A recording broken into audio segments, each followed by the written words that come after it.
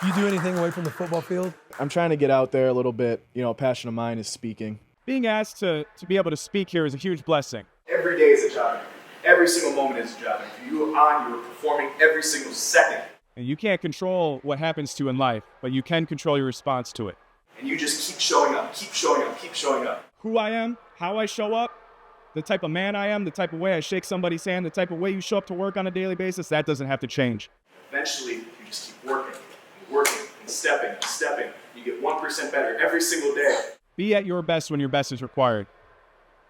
But I think you guys can start that today.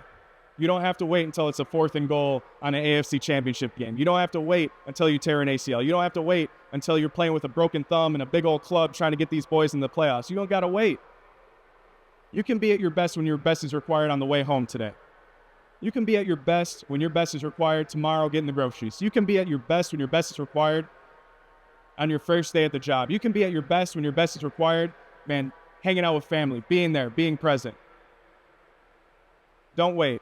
The future is here. The future is now. Be at the best version of yourself when it is required, right here, right now. So when all the chips are on the table, when it's high stakes poker, you've been there a million times before. Talking, speaking, talking to kids, especially back home, Green Bay, Wisconsin. Make as much noise as you possibly can. Come on! Kids love football, but nobody makes it from Green Bay, Wisconsin. You know what I'm saying? Like, Yeah. we got a lot of white, try-hard kids that go D3, Whitewater, and win national championships. They're like Yeah. NDSU. Yeah. Like, that's where all the kids go. Really? So just, you know, trying to build that up is something I'm really passionate about. Motivating and like talking to these kids and trying to just lay out like, you know, what happened in my life and where you can learn. You can follow in some footsteps and blaze your own trail and whatever it is, because it's a lot of, you know, you go to school, get good grades, go to Wisconsin, and then get a job, and then like Yeah. that's awesome. Like that's the gold standard. That's like the pinnacle. Right, and it's like there's so much more out there that you want to try and bring to that community.